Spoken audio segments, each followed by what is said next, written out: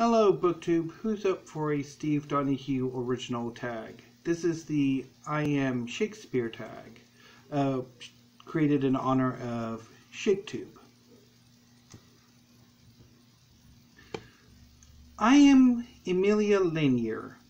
Some scholars have argued that I may be the Dark Lady of Shakespeare's sonnets, and some go further and claim that my poet's skill and knowledge of astrology and medicine might suggest I was Shakespeare herself. What's a favorite book about a woman succeeding in a man's world?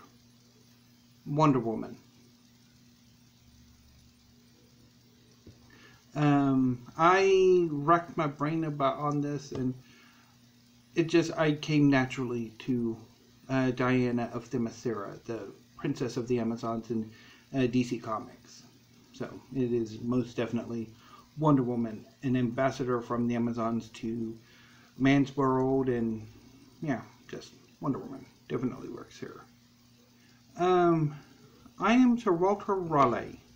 Many of my far-flung experiences, and quite a few of my private turns of phrase, crop up so frequently in Shakespeare's plays that some scholars have inferred that I was, in fact, the author of the plays. Unless, of course, Sir Walter Raleigh was stealing them from Shakespeare. Anyway, what's a favorite author whose life experiences were as dramatic as any fiction? I'm going to go with Ian Fleming, who was a spy during World War II. John le Carré, who was a spy during the Cold War, and actually turned to fiction writing after he was outed as a spy in the 60s. And then Agatha Christie, who is notorious for a several-week-long disappearance early in her career. So I think definitely, and also her archaeological work with her second husband, Sir Max Mellowin, which, if you have not read her book, and I am blanking on it, I'll try to link it down below if I remember, she wrote a narrative of a dig in Syria that she went on with her husband, and it is amazing. I am William Stanley, the 6th Earl of Derby. My travels in Europe certainly seem to have provided ample raw material for Love's Labour's Lost and other plays. What's a favorite work of travel writing? This one's honestly tough for me. I don't really read travel writing a whole lot. This is an area of literature that I am sorely lacking in, and I do need to correct for it. So probably I would go Underland, which has a strong travel element. Robert McFarlane travels across Britain, Europe, to search out the underworld, the underground spaces that humanity has created.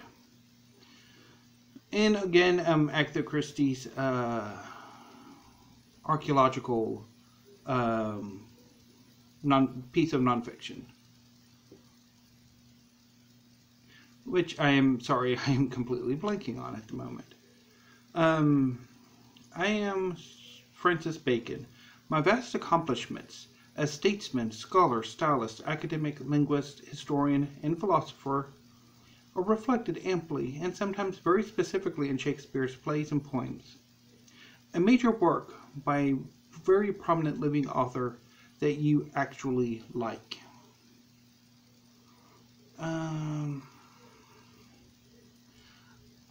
I'm going to go with maybe Stars in My Eyes by Edward Field.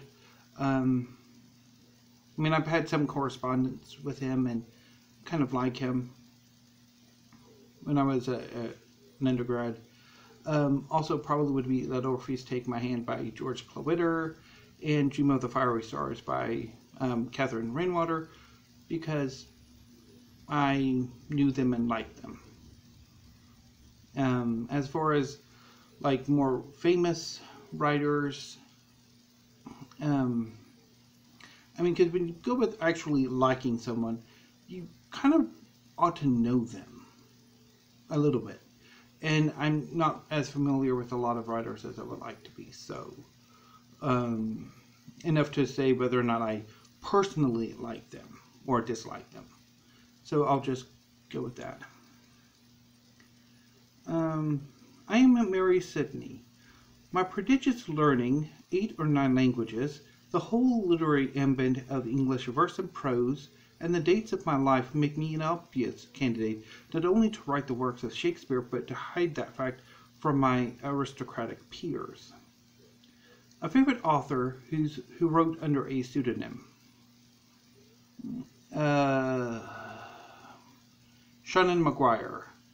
I think she writes also as Mara Grant. Even though I'm a bit ambivalent about her work, I didn't particularly care for the first of the Wayward Children books, which I'm blanking on the name of that, and I kind of liked Middle Game, but I didn't think it really wowed me. I thought there were quite a few problems there, but she also writes as Mara Grant. There's also James S.A. Corey. I really liked the first book in the Expanse series, and it's a dual pseudonym. Also, Ian Banks, who wrote science fiction under the name Ian Banks, and as Ian Banks wrote more contemporary fiction. And I've been meaning to get around to that for ages.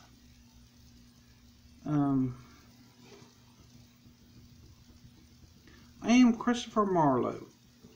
I was no sooner reported dead than somebody named Shakespeare started publishing poems and plays that sounded a lot like my own. Their favorite author, who died much too young. John Keats. And I think maybe Hart Crane died rather young too. Oh, and Justin Chen. I think even though he was, I think, more in his late 40s or 50s when he died, but...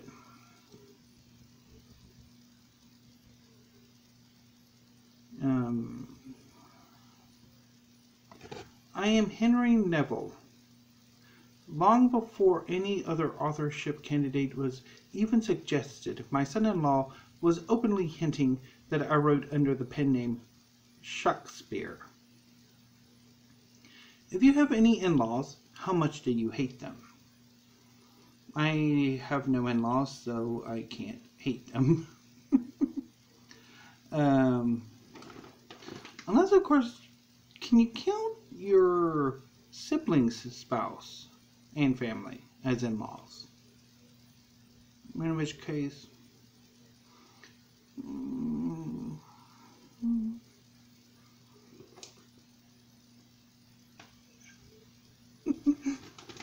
Hopefully my brother never sees this.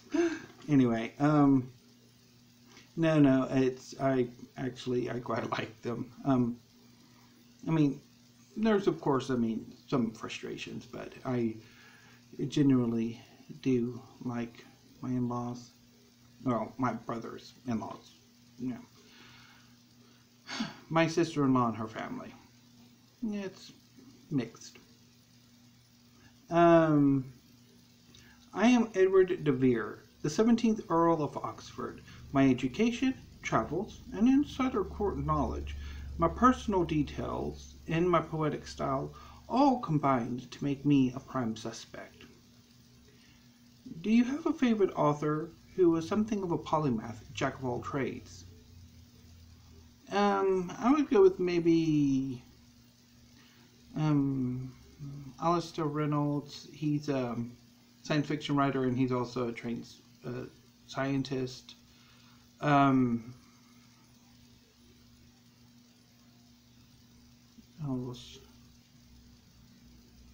think I came up with somebody else, but I completely forgot who that was. So, obviously a lot of more contemporary writers will tend to, I mean, obviously they will have a day job, which may or may not be interesting or varied, or even related to what they write. And then once they become successful as writers, they will usually quit and focus on writing full time. So, and finally, I am William Shakespeare. My miserable, miserly money jobbing kept me very busy until I died in obscurity, leaving no mention of books or manuscripts in my will. In your opinion, who's the most overrated living author you've ever read?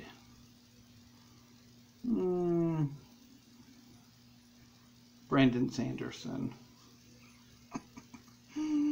Or Jonathan Safran Foer.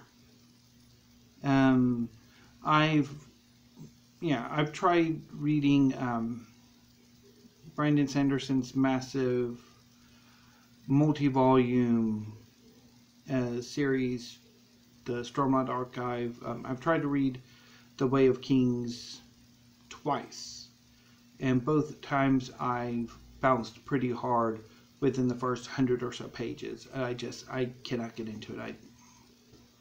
It's bloated beyond all measure, in my opinion. And then Jonathan Safran Foer, it's been positively ages since I read him. I think I read Everything is Illuminated in the airport of San Francisco Airport International, I think. And I couldn't get into it, so I'd say he's pretty overrated too. So that was the I Am Shakespeare tag. If you would like to do this tag, please consider yourselves tagged. I won't be linking any authors or books except for the Agatha Christie one, if I can find it, down below, because I'm going to post the questions, because I'm hoping everybody can do this tag or will do this tag. So please do this tag. It is incredibly fun. So I will see you tomorrow with a weekly reads and maybe a few rants in there too. And I really should have worn a Texan shirt because today is the start of football season and my Houston Texans are playing the Kansas City Chiefs. So hopefully they win, otherwise I will open weekly reads with Life is Miserable and Full of Pain, as George R. R. Martin knows so well.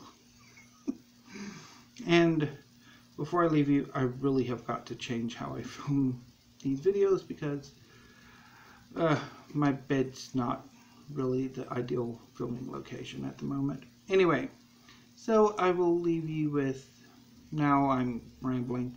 So anyway, BookTube, thank you, have a great afternoon, and please stay safe.